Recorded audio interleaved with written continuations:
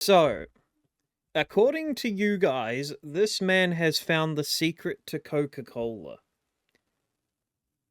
Holy fuck. Okay, before we even start here, before we even begin, I want to say something, okay? People have been killed for less.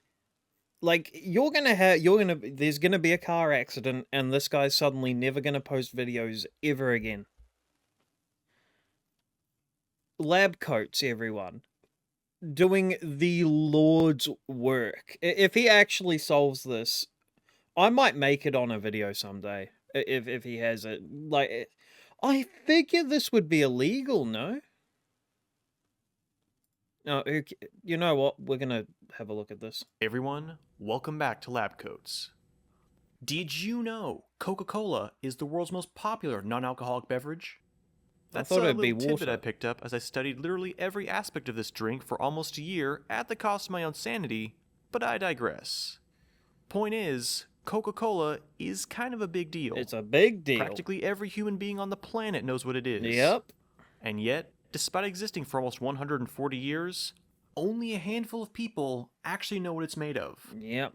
As a matter of fact, the Coca-Cola secret formula is one of the most tightly guarded trade secrets to... According to the company, only 2 employees are privy to the complete formula at any given time, and they are not permitted to travel together. When one dies, the other must choose a successor within the company and impart the secret to that person. That is insane. ever exist, with protective measures so extreme that they're almost that's laughable. comical, bro. Seriously, they have a giant steel vault that they show off on guided tours. Does that not sound like something straight out of SpongeBob? And if that wasn't enough, the ingredients are all shipped unlabeled and from entirely different facilities, who are kept almost entirely in the dark about what they're making. 100% that vault is just for show, though. Drink that the company half-heartedly promotes with horribly out-of-touch AI commercials. Wouldn't it be funny if somebody managed to steal the secret formula right from under their noses? It would be piece hilarious. Together a chemically identical beverage with the exact same flavor, and then tell absolutely everyone on the internet how to make it themselves? Bro. To most sane people, this probably sounds like a fool's errand. After all, many have attempted the quest and invariably came up short. Trust me, I tried all their formulations, none of them tasted like real Coke. So, is this even possible? Well, in theory, yes. One article from 2016 theorized that the recipe could be symmetry, although the author basically concluded that only a major group like Pfizer would have the time and resources to actually do so. Guess this was before science YouTubers got serious. Yeah. Because I actually have 2 YouTube friends with 2 different kinds of mass spectrometers, and one even happens to be a college professor. Yeah, we're coming for you, Coca-Cola. Oh, Lord have mercy. But Zach, Coca-Cola uses coca leaves. You can't possibly hope to replicate it without... Have you heard of chemicals? I'm aware that whatever I make won't be absolutely identical down to the trace contaminants. But if I add all the major flavoring agents that are detected in real Coca-Cola, I should get something that tastes like Coke, regardless of if it came from a coca plant. Right. And spoiler alert... Dude. Yeah, I can't even tell. Even though I know already, I can't even tell. I wasn't expecting it to taste so much like Coke. Oh my god. This approach actually works pretty freaking well. Well, I mean, yeah. If you're going down to the baseline structure of nature, no shit. Like, this is cheating. This isn't making Coke via fucking the actual method. This is just this is cheating. But you know what? We'll give him a pass on it, because at least we're getting somewhere. In regards to legality, well, Coca-Cola hasn't actually patented their recipe. Seriously. Doing so would require them to expose what they're actually patenting, and that's obviously not something they want to do. Yeah, right. Consequently, unless I try marketing my own product under the Coca-Cola name, there's really nothing they can do about it. Wow, So, okay. what are we waiting for? Let's get cooking. Now, believe it or not, we already know over 99% of Coca-Cola's makeup, at least by weight. Yeah. A liter of Coke contains roughly 110 grams of sugar, 96 milligrams of caffeine, and 0.64 grams of phosphoric acid, based on pH measurements and other scientific analysis. Right. It also contains caramel color, which contributes important flavor compounds like Oh, sorry, I got something in my eye. Oh. Oh. Oh, man down. Oh. Oh, Lord, she coming. Oh, Lord. Brace from back. Oh. Okay, we're good. Oh, we're good. Okay, holy shit. in addition to the cola's rich brown hue. What we don't know Oh, no, is hold on. Oh, God, I'm being... Oh, what the fuck? Oh, my eyelash is attacking me. Oh. Oh. Oh, down, Susan. Okay, we've recovered. Fucking hell. what makes up the last ingredient: natural flavors. Natural This flavors. is where the real battle begins. As of 2025, only one of the natural flavors can be definitively verified: decoconized coca leaf extract. The Stepan Company in New Jersey is one of the only American companies licensed to work with coca leaves. And guess who they sell the extract to once the cocaine is removed? Cola nut extract was also used at one point, but it was phased out in favor of refined caffeine. Mm-hmm. I tried finding my own source of cocaine-free coca extract, but companies like Power Leaves never returned my emails, and the package I bought from this definitely not sketchy Peruvian website got seized at the border. So basically I was at square one like every other non-Coca-Cola entity, which meant I had to work up the entire flavor profile from scratch. Yeah, okay. At first, Makes sense. I thought this might be fairly easy. I mean, several cola recipes are already published, including the original Pemberton Coca-Cola from 1886, so I figured it'd simply be a matter of tweaking these until I got something that fit. No. Long story short, I was very, very wrong. When you hold the crust, Fuck off. there's no crust. I'm at learning all. about Coke. I don't want to learn about pizza. As a starting point, most recipes call for the following set of flavors: orange, lemon, lime, coriander, nutmeg, cinnamon, vanilla, and neroli. Yeah, I mean, this is pretty much what every guru has as, like, the baseline Coke level expose. Okay, how's he gonna do this A different? few other ingredients that get suggested include black pepper, Yep. lavender, clove, Yep. and kaffir lime leaf. Yes. So I bought all these flavors as essential oils from reputable vendors. Using essential oils in food might sound a bit strange, but rest assured this is fairly standard practice in the food and beverage industry, as it allows for very precise and repeatable combination of flavors. To run my early trials, I would measure precise volumes of each oil using a micropipette, and combine them in a small vial. Once mixed, the required amount of flavor oil would be dissolved in roughly 1 milliliter of food-grade alcohol, which helps it disperse into the soda instead of clumping into droplets. Right. This was an issue I faced when I made root beer from sassafras oil a few years ago, and the ethanol practically eliminates it without throwing off the flavor. Mm-hmm. Finally, the flavor mixture will be measured and added to a predetermined volume of soda, which was made with the established proportions of acid, caffeine, caramel color, and sugar. Right. Pretty straightforward. Initially, I attempted to use something called an orthogonal array to perform my analysis. Nighthawk and Light has an excellent video explaining how these work, which I highly recommend you check out. But basically, an orthogonal or Taguchi array is a type of mathematical table that allows you to find meaningful correlations with a relatively small number of trials. I see. In my case, I was hoping to determine which flavors contributed the most to the flavor of cola. Right. Unfortunately, the human mouth perceives flavor mixtures in really complicated ways, so my results were highly inconclusive. You got and often 9,000 of disgusting. them going. That said, I did actually learn a lot by doing this. In terms of flavors, nutmeg, cinnamon, and coriander seem to contribute the most to the iconic cola flavor, Yep. but not without a strong citrus base composed of lemon and lime. At the same time, flavors like neroli and lavender just didn't seem to work in the modern profile. No. They added a strong floral note that isn't found in today's Coke, and also made it taste like artificial sweeteners were being used. Mm-hmm. And despite showing up in most recipes, orange didn't really seem to fit either. No, I've And never understood the fucking focus on orange. Coke taste, there is not a hint of the fucking, like, citrus, like, orange taste at all. You just have acid and, like, bubbles and sweetness. Like, that is it. At least not in the large amounts that are usually suggested. 1 to 2% ended up being the sweet spot, and while modestly important to the flavor, higher amounts would begin to throw off the citrus notes. Yeah. Of the other flavors I tested, kaffir lime leaf was by far This the most out of one. place, since it basically tasted like citronella. Yeah. Clove was similarly overbearing and noticeably Yep. different from the spices found in Coke, while black pepper and vanilla contrastingly seemed to do very little. I genuinely I mean, don't if I really understand boosted these. the vanilla, it was detectable. Everyone fucking has these everyone has these in their guru like YouTube videos because I love this shit. Debunking like big corpo like secrets like this is some of the greatest content you can make. Brother, this shit don't make sense to me at all. And the perceived sweetness would go up, but black pepper mostly just seemed to accentuate the more earthy flavors already found in nutmeg. Now, while I did gather at least a rough idea of what's in Coca-Cola from these early trials, I still had no idea what the correct ratios were, or what ingredients I was missing.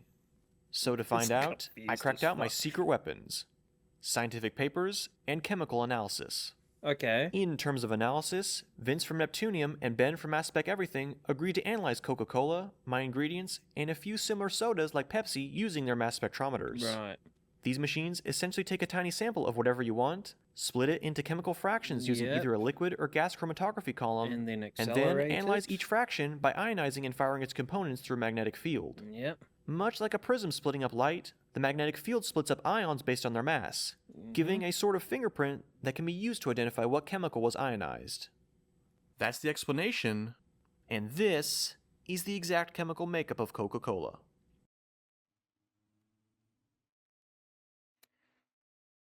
Okay. Let's dissect its secrets, shall we?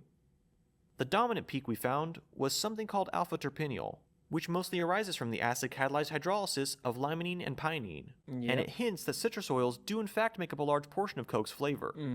The next major peak is actually the remaining limonene, followed by 4-terpineol and fenchol. Cinnamaldehyde, saponine, and carine were also detected, indicating the presence of cinnamon and nutmeg. Yep. And finally, we found eucalyptol, borneol, furfural from the caramel color, and ethyl levolinate. Levolinic acid and borneol. That's what this looks like? What the fuck? Yeah, what the... Okay, eucalyptol I knew.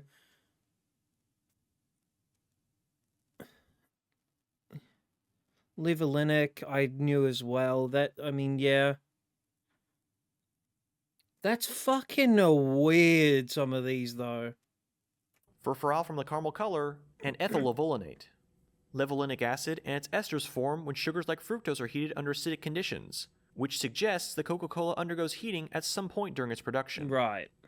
Now, this is all well and good, but unfortunately, we couldn't pin down the exact concentration of each component using this data. You see, a mass spectrometer's output is given as a plot of relative intensity, not concentration. Right. If you want concentration, you usually have to do a lot of math and other testing to figure out how different chemicals interact with the machine. Okay, so we're instead not of doing relying that. purely on the mass spectrometry data we collected, I chose to also lean on the data from this article in the Journal of Agricultural and Food Chemistry. Right. This table in particular listed pretty much every flavor found in Coca-Cola, and even gave their measured concentrations. Oh, shit. There were a few flavors they left out, such as fenchol, but I figured once the concentrations of other ingredients were determined, these secondary flavors would be easy to dial in with the help of mass spectrometry. Fenchol, okay. Wait, okay, hold on. Okay, octanol, nonanol, acetic acid, decanol, linalool, terpentanol, really? Okay. Huh. There's a few things here that I would not have expected, but... Okay, fair enough. I won't be going through every chemical on this list, but there are a few I'd like to point out that reveal important information about the secret formula. Please. Obviously, cinnamaldehyde and vanillin can be directly correlated with cinnamon and vanilla, Yes. so we can check those off as part of Coke's recipe. Limonene and alpha-terpineol are also present, along with aldehydes like octanol, nonanol, and decanol, Yep. which collectively signal the strong presence of citrus oils. This is all stuff we mostly knew. Things get interesting, though, with linalool and the various forms of eugenol. Yes. Eugenol and its esters make up 80 to 90% of clove oil, Exactly. which is one of the suggested ingredients that people reference from time to time. However, the concentrations found in Coke are only enough to account for the traces contributed by nutmeg and cinnamon oils, which are much more definitive ingredients. And since clove oil threw off the flavor in my early tests, I think it's fairly safe to rule it out as a potential flavor. I don't want food, I want drink. That's not a smudge. That's a smudge of honor. A smudge this is. I Oh, don't need to for pay someone else to fuck's service my sake. car. I can do it myself and save heaps. As super cheap autos I want to watch my video. Nothing dirty about saving money. Make it super. Get out of the way. Sticking with ingredients we already discussed, linalool also rules out a few potential flavors. To explain how, though, we need to talk about enantiomers. Yeah, okay, thank you. Basically, for a molecule like linalool, two mirrored versions exist. Yes. R and S. You can flip them around all you want, but no orientation will make them identical. Interestingly, the R enantiomer of linalool makes up the majority of both lavender and neroli oils, while the S enantiomer makes up the majority of coriander oil. And, according to the study, Coca-Cola contains mostly S-linalool, with the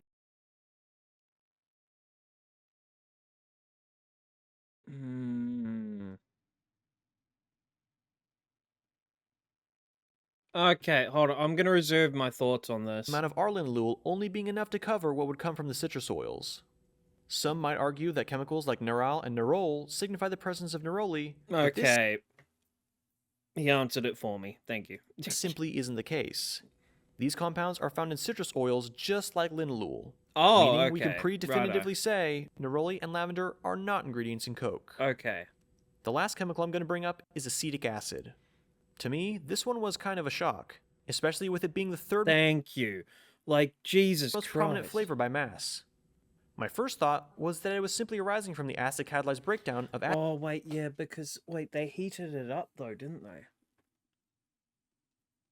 Huh. Okay, hold on. He might be cooking. acetate esters in the cola. But after talking with Darcy over on the Art of Drink channel, Right. and seeing it in an actual recipe from the 1950s, I'm almost certain that's being added deliberately. To be clear, the amounts being used are in the range of parts per million, but I still find it kind of funny that vinegar is probably one of the secret ingredients. With the major flavoring compounds identified and correlated with existing ingredients, I set up an Excel spreadsheet to make iterating my recipes a bit easier. Yeah. A mixing calculator would basically take the volume of each oil being added, determine how much of each component was present, and then compare that data with the Coca-Cola numbers. Once everything was matching, I would take the recipe, log it on a separate tab with notes about the soda it made, and finally rank how close it was to real Coke. Unfortunately, while most of the flavor compounds could be easily connected to at least one of the essential oils, there were a few that just weren't showing up on the mass spectrum. Right. Specifically, fenchol and 4-terpineol. Yeah, Originally, okay. alpha-terpineol was also on this list, but after modifying my soda preparation to include heating, there was more than enough of it to go around. Okay. For the fenchol, I simply resorted to buying the raw chemical. But for 4-terpineol, I started down a completely new rabbit hole. What the fuck? You see, the taste of Coca-Cola can be divided into a few main groups. The two we've tackled so far, Lemon and the two lime. most people stop at, are Lemon lime, orange, brown, spicy, yeah. You see, this is the problem though, because Coke also tastes different depending on what you drink it out of. At least in my opinion, and most people's opinions. Like, if you drink Coca-Cola from a glass, like a cooled glass, versus a plastic or a tin, which is really just plastic because there's a plastic lining inside the tin can so that it doesn't corrode. I don't know. citrus and brown spices, along with less pronounced subgroups like caramel and vanilla. What most people tend to overlook are the more green, fresh flavors that seem to come from the coca leaf. Yes. Without these flavors, you tend to end up with a more spice-centered drink like Pepsi. Yes. So, for my source of 4-terpineol, I decided to go with an essential oil that I felt would reintroduce those missing flavors. Tea tree oil. By mass, this stuff is close to 50% 4-terpineol. Yes. And most of the other chemicals it contains... I was going to say, like, a tea tree. Could you... Okay, because here's now what I'm getting at. I have sometimes considered the flavor of, like, Lipton tea, specifically the lemon one, to be somewhat close to whatchamacallit? I don't really want to lose this. Hold on. Let me have a look here. Let's see. We're gonna search this for terpineal amount in green tea. leaves.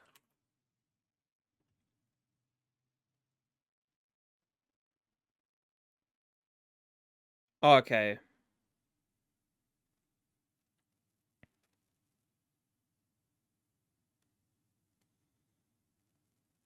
Okay, so okay.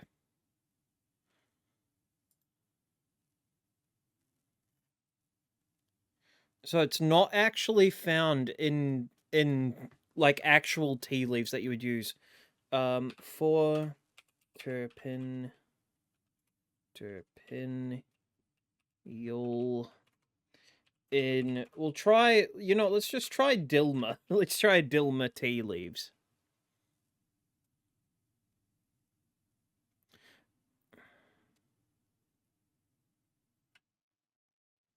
Okay. All right. So we have some. I'm very curious about this now because I've gone crazy over this because I have the opinion that Coca-Cola can sometimes, for me at least, mimic a iced lemony tea with a whole load more like, acid and sweetener, obviously, but I feel like the base could be an iced tea if you really come Match down up to with it. those found in Coca-Cola, so it doesn't really mess up the mass spectrum. When I began using it, I noticed an immediate improvement in the flavor, although it never fully replenished the missing freshness. Overall, it was more like drinking Diet Coke than regular Coke. Yeah. And no amount of tweaking or adding essential oils seemed to change that. Also, for all of you who drink Diet Coke or like Coke Zero, I feel sorry for you. I spent really months do. suggesting the recipe, testing new ingredients, and forcing family members to taste my experiments.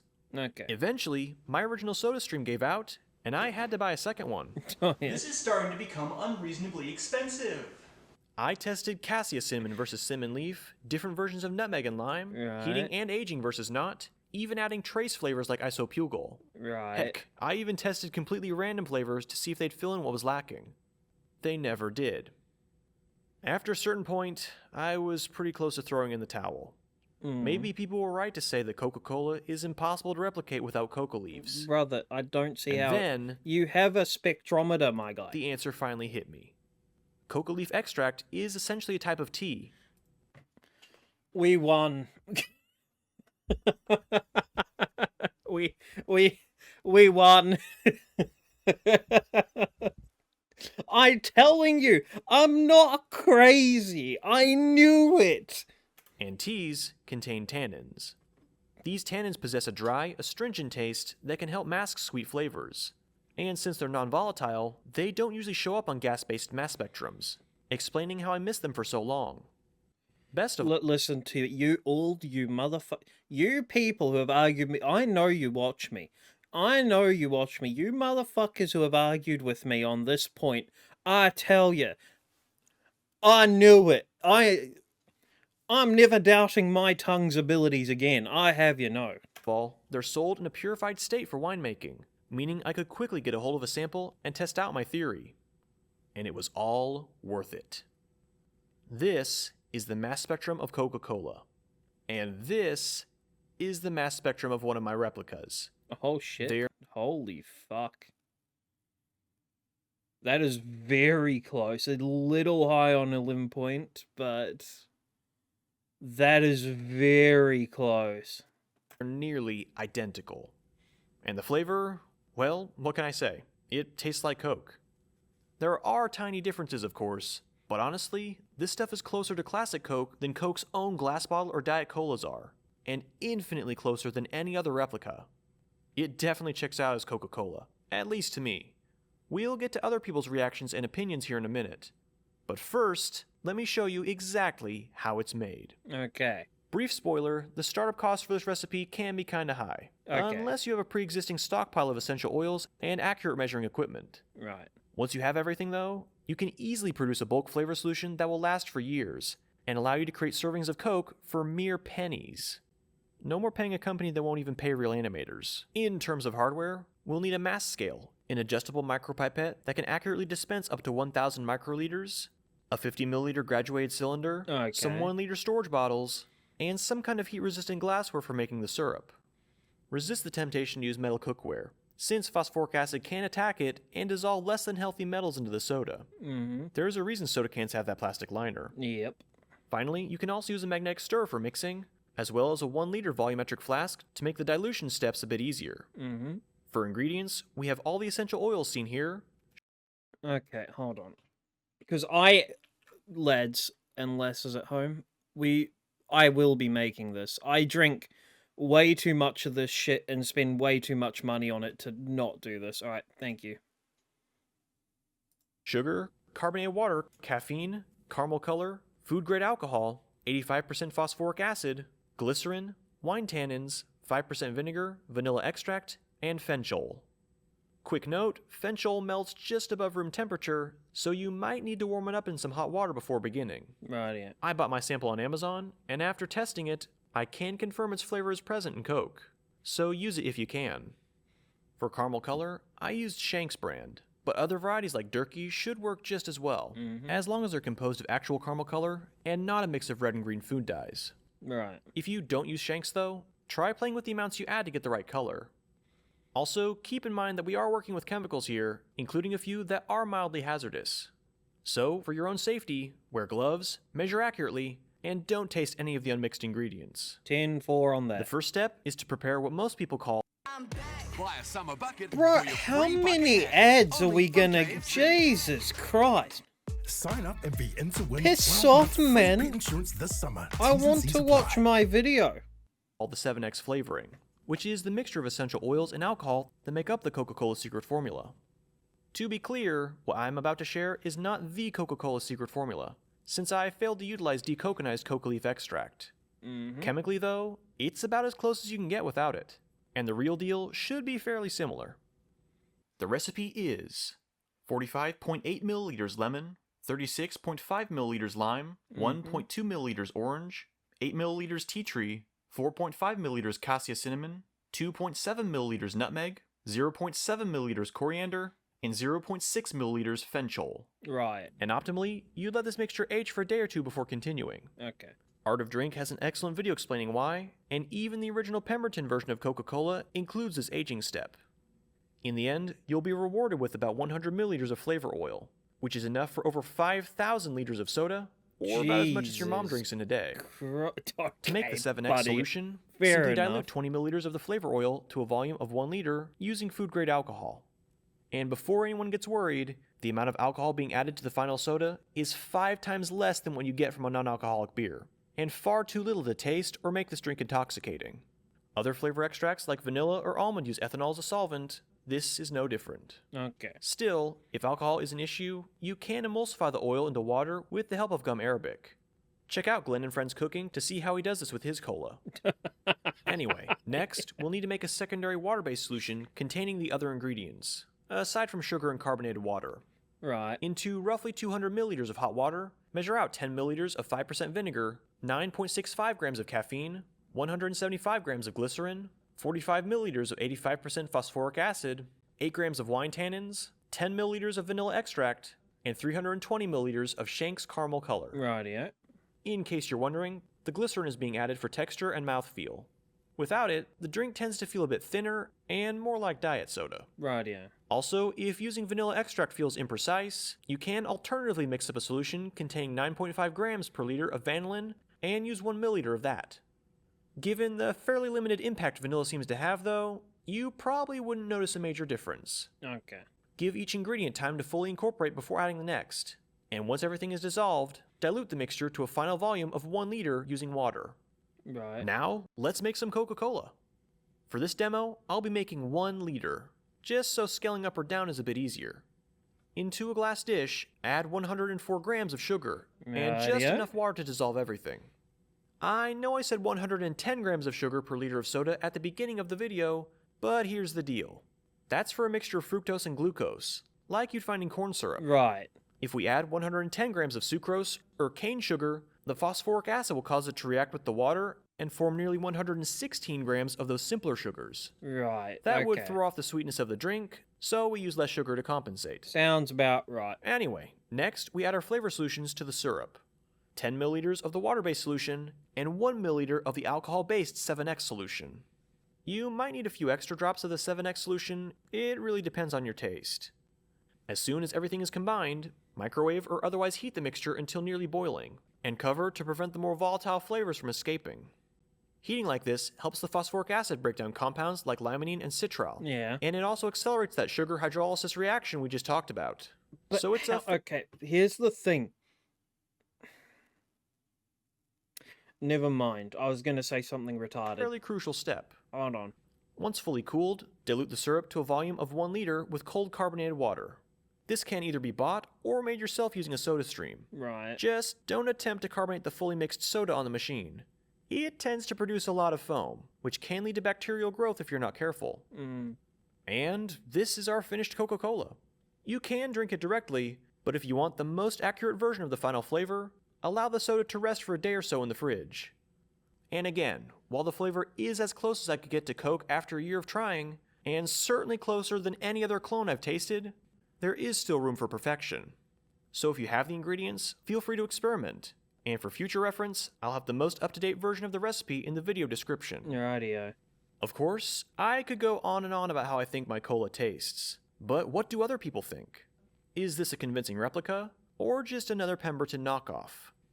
Well, I set up several blind and non-blind taste tests, and people actually had trouble telling it apart from real Coke.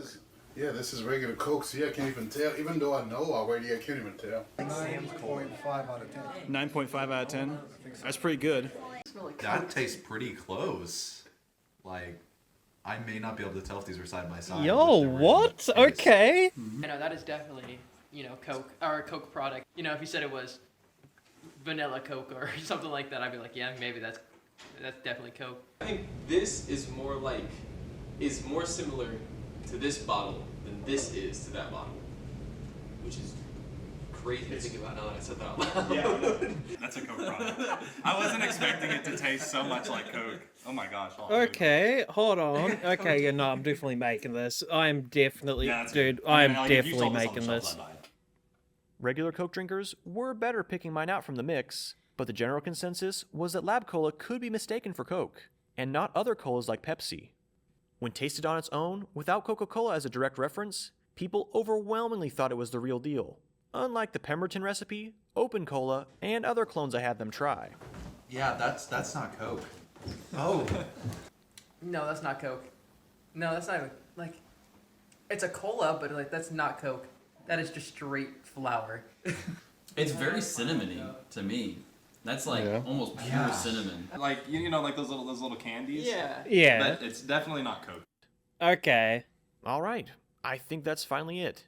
Bro. 2025 is coming. Okay, can we just immediately, guys, gals, everyone watching, can we get an F in the chat for this guy? Because he's going to die. We lost a great one today. Like here's the thing, right? A lot of people will say that we're memeing. Lab coats, by the way, everyone. Huge video. Great presentation. Glad I could help and collab again. Yeah, exactly. Second comment. Sorry for your car accident tomorrow. Brother, I've seen people disappear for less. Most creative suicide attempt of all time. We lost a good one today, but dude, I'm going to try this. And we've got it saved on my computer, so if for some reason this goes to shit, this goes to pot, we have the photo. We don't have the method, but we have a photo of every single thing we need to do. So we will be in safe hands. Righto, let's go play some games. Anyway, we'll catch you on YouTube at a later date. See ya. Bye.